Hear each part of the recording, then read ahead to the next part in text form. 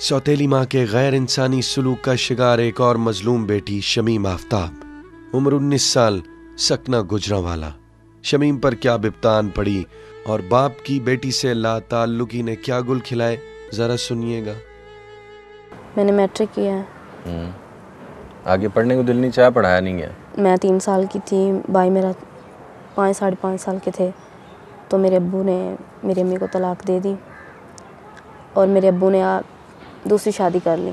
घरेलू परेशानी है, वो जो टेंशन है, वो सौतेली माँ ने, स्टेप मदर ने, वो अब्बू को भड़काना कि इसे पढ़ाएं नहीं, इसकी बस शादी कर दें, बस ये काफ़ी बड़ी होगी, इसकी शादी हो जानी चाहिए, इसे पढ़ा के क्या करेंगे, कि वो बस अपने सर में से उतारना चाहती थी कि इस घर में ना रहे, इस घर में सिर्फ मेरी बेटी रहे। वो सौतेली माँ के ताने, जो सारी बातें वो भी आके सहती। हमें बाप ने पैसे की कमी नहीं आने दी, किसी चीज़ की कमी नहीं आने दी, लेकिन हमारे बाप ने हमें तवज्जो नहीं अपनी दी, अपना वो प्यार नहीं दिया जो एक माँ देती है।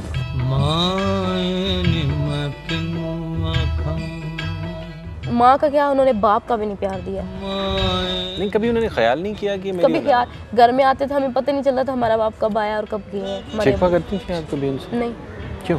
बेटी हैं आप। बस इतना टाइम नहीं वो देते थे कि मैं उनसे शिकवा कर सकूं।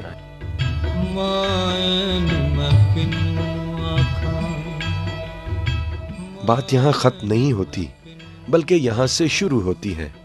सौतेली माँ और सगा बाप बेटी को ब्याहना और जबरदस्ती डोली पर चढ़ाना चाहता था, लेकिन इजाबो कबूल की ये दास्तान जो बीबी सुना रही है, कम से कम एक मुस्लिम मुआशरे की तस्वीर हरगिज नहीं हो सकती। तो अचानक गांव का मौलवी है, मेरा भाई है, और वो जो मेरी स्टेप मदर है, मेरा बाप, ये अंदर दाखिल हुए और आते ही ना मेरे जो भाई ने मेरे बालों से पकड़ लिया। कोई बात किए बगैर? कोई बात किए बगैर ना, क्योंकि पहले वो मेरी मिन्नतें करते रहे कि तुम मान जाओ रिश्ते से, मैं नहीं मान रही थी ना। सारे मारना शुरू कर दिया, सब नहीं, अपनी तरफ से किसी ने कोई कसर नहीं छोड़ी। तो मेरा भाई कहता है, अब गांव का हत्या कि यहाँ तक मेरे बाप में गैरत नहीं थी कि गांव का मौलवी होकर मुझे मार रहा था, इतनी उसमें गैरत नहीं थी। इसी तरह फिर मार तो तशद्दुद करते रहे, मैं नहीं मानी। मेरे हाथ पे पेंसिल क्या थे? मारते निकाला पे भी साइन करो ना, निकाला। मुझे पता भी, लड़की का भी नहीं पता, मैंने देखा भी नहीं है। तो और आप उस मौलवी के सामने कहती रही कि मैंने कबूल नहीं करना? और अच्छा, वो मौलवी था, विलन था? मुझे सब हत्या वो मौलवी मारता रहा कि ये माने, ये माँ बाप के कहने पे नहीं। मुझे कहता है कलमा पढ़ो, मैंने कहा मैंने नहीं पढ़ा। तुम मुझे मार भी दोगे ना, ये मेरे माँ बाप मार दे, तुम क्या होते हो हमारे मामले में बोलने वाले।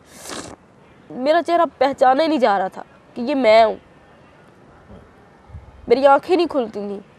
मुझे मारते रहे, मैं नहीं मानती रही, तो मैं फिर बेहोश हो गई हूँ। मेरे सर में इस तरह इन्होंने पता नहीं क्या चीज़ मारी है, मैं बेहोश हो गई हूँ। टैक्सी में फेंका, ये लोग मुझे लेके आए फिर इधर पिंडी लेके आए। मुझे नहीं होश कि अच्छा, इतने सफ़र में मुझे होश नहीं आया। इन्हीं के घर में अभी मैं इनके घर में तकरीबन 10-12 मिनट हुए हैं आए हुए, तो मुझे होश आ गया है। शमीम आफ्ताब ने जबरदस्ती का निकाह ठुकरा दिया, लेकिन इसकी जान खलासी हरगिज नहीं हुई और बिन निकाही लड़की को गुजरांवाला से बेहोशी के आलम में रावलपिंडी रुखसत कर दिया गया, जहां एक और मार्का शमीम का मुंतजिर था। मैं डॉक्टर वगैरह को बुलवाया और डॉक्टर ने कहा ये लड़की आप कहाँ से लेके आए ना।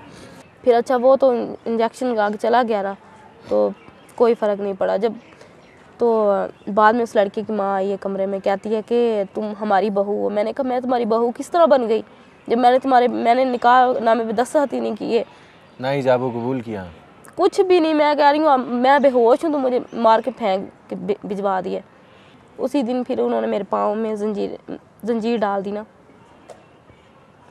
कहते हैं कि ठीक है, इस तरह नहीं मानेगी तो भागेगी तो नहीं ना, तो मौलवी को बुलाने चले गए। उसकी माँ को फिर मैंने कहा मुझे प्लीज़ 2 मिनट खोले, वॉशरूम जाना है। मैंने कोई बहाना तो लगाना था। सीढ़ियों पे चढ़ी हूँ, मैंने डबल मंजिल से छलांग लगा दी। तो मैंने जब डबल स्टोरी से छलांग लगाई है नीचे की तरफ, तो उसी तरह मैंने भागना शुरू कर दिया। चोटें क्या आई, कपड़े फट गए इधर से, तो टांगों से तो कपड़े फट गए ना। दूसरी स्टोरी से छलांग लगाई है, सब लोग बाज़ारों में देख रहे हैं, मैं भाग रही हूँ, वो लोग मेरे पीछे टैक्सी लेके भाग रहे हैं। मैं फिर आबादी की तरफ चली गई हूँ, वो सड़क की तरफ चले गए हैं। एक घर में गई, आगे तीसरे घर में, वो अल्लाह ताला के फजल करम से वो पुलिस वाले थे। अच्छा। वो पठान ही थे। और वो पूरा मोहल्ला है जो ना, पूरा एरिया जो पुलिस वालों का था, मेरी हालत देखी। फिर उसको बात बताते बताते मैं गिर पड़ी हूँ, मैं बेहोश हो गई हूँ, क्योंकि उधर से भी चोटें लगी, इधर से भी भागी, छलांग लगाई। उसी दिन मैंने कहा मैं अपना जुल्म सबको बताऊंगी कि जो जो मेरे साथ जुल्म हुआ, जो जो इन लोगों ने मेरे साथ जुल्म किया है। गुजरांवाला की शमीम आफ्ताब ने जुल्म सितम की जो दास्तान सुनाई, उसके कई तारीक पहलू हैं, लेकिन बाप जो बेटी के सर पर साया हुआ करता है, आज ये बेटी उसी से दुखी हो गई है। कि बगैर कहा कि मेरे बाप और भाई ने भेज दिया, इतने गैरती है। वालिद साहब आपके क्या करते हैं? बस जमींदार ही हैं। क्या नाम है उनका? मलक आफ्ताब हुसैन। गुजरांवाला शहर में रहते हैं? नहीं, गांव में क्लेर ऊंचा में रहते हैं। आपके साथ इसलिए हुआ कि आप बेटी थी? बिल्कुल। किससे शिकवा है? किससे करूं? मुझे तो सब लोगों से शिकवा है। बाप से, उस छोटी शादी करने वाले ड्रामेबाज आदमी से, या अपनी किस्मत से? असल में मुझे अपनी किस्मत से शिकवा है। किस्मत से तो नहीं करते, क्योंकि शुरू से ही मेरी किस्मत इस तरह की थी। पैदा हुई तो माँ का प्यार नहीं मिला, फिर बाप का नहीं मिला, भाई बहन की तवज्जो नहीं मिली, माँ बाप की तवज्जो नहीं मिली, और अभी। और ये आप समझती हैं कि आपको सिर्फ बेटी होने की सजा मिली? बिल्कुल।